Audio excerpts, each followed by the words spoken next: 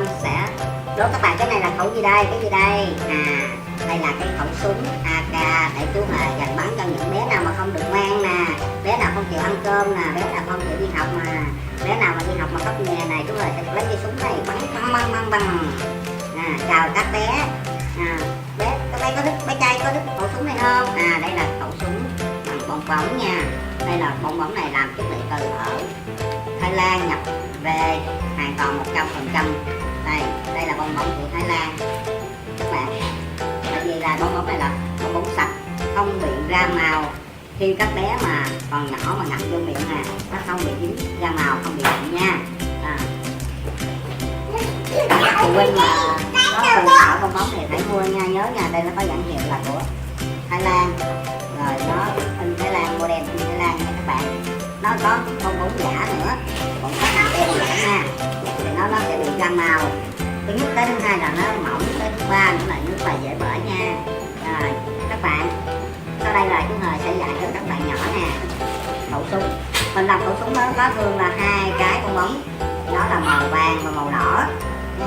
Bây giờ tôi sẽ lấy cái màu vàng này, và đây là một cái màu đỏ. Bong bóng này gọi là bong bóng Thái nha các bạn.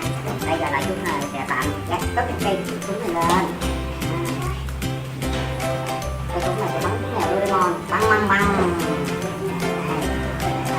canh chú mèo Doraemon mà bỏ chạy là chú Hề sẽ bắn liền. Trước tiên mình làm cái khẩu súng thì mình phải có một bóng màu vàng. Đây, mình sẽ bơm lên, bơm dừng hơi cũng vừa phải thôi nha các bạn. Đây, sẽ gọi lại thì mình sẽ chừa cái lòng tay mình nha, đó là để những cái này ba súng này các bạn.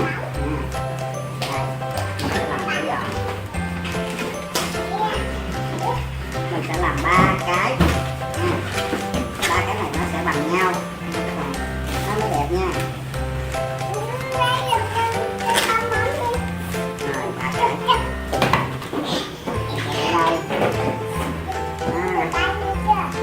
Các bạn nhỏ có nhìn thấy chưa? Đây giờ cái khi mà chú sẽ lấy cái bong bóng màu đỏ này lên, bơm sẽ làm cái bá súng và cái họng súng nha. Rồi các bé hãy coi tập trung nha. Đây mình sẽ chừa cái lượng hơi là 4 ngón tay nha các bạn. Mình sẽ cột lại và mình cột phải cho khéo nha, nó không bị đứt đầu nha. Rồi cái khi mình làm cái phần này là hai cái cột khóa để các mình móc vô làm bá súng nha. Bá súng là để làm gì, để kẹp vô đây là mình có bốt cò được nha các bạn. Là không được chuẩn nha, nó được đẹp nha. Rồi đây, cái phần này là các bạn hãy chừa ra cho nó 3 lóng tay. Rồi mình làm tiếp cái đó là một cái cục tròn này, khóa lại nha. Rồi xong một phần này. Tiếp theo các bạn sẽ lấy cái này và móc vô đây. Mình quấn cho một cái tua, hai cái tua, ba cái tua cho nó kỹ nha. Này, nó không bị bung tay nha các bạn. Đây. Sau đó mình sẽ xỏ vô đây. Đây nè, mình xỏ hết một thôi để mình nắm, mình xỏ tiếp theo cái thứ hai nha. Cái thứ ba, mình sẽ xỏ vô đây. Rồi các bạn xỏ nó vô rồi, mình kéo lại, mình nằm nắm này mình kéo nha. Kéo vừa thôi, đây rồi xong cái phần bá súng. Đẹp không các bạn? Đúng rồi. Tiếp theo là mình làm cái này là cái nòng súng nha. Các bạn hãy theo dõi nha. Cái nòng súng thì mình làm cũng là 3 lóng tay nha các bạn. Này, 3 lóng tay. Cái thứ hai các bạn hãy cố gắng làm cho nó đều nha, cái thứ hai cũng phải đều nha. Thì đồng hồ nó mới đẹp nha. Rồi mình sẽ quấn vào đây nha, đưa lên. Rồi thêm một cái nữa nha.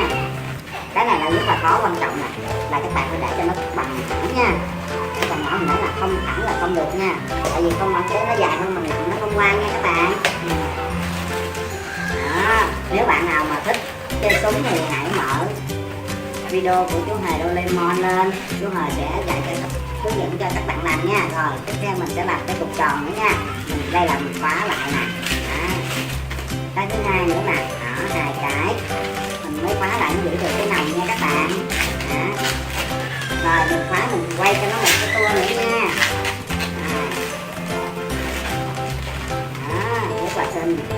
chuẩn bị sắp xong cái súng rồi đó. Vâng, cái súng này chế tạo ra rồi, các bạn hãy bẻ này lên nha, để cái nòng mình cầm cái đó mình cầm nha, mới bóp cò bắn được nha các bạn. Rồi xong rồi, băng băng băng. Thế là chú hề Doraemon có 2 cây súng, băng băng băng băng băng băng. Chú hề Doraemon xin chào tất cả các bạn thân yêu của chú hề Doraemon. Hãy nhớ đến chương trình coi mở lên clip của chú hề nha.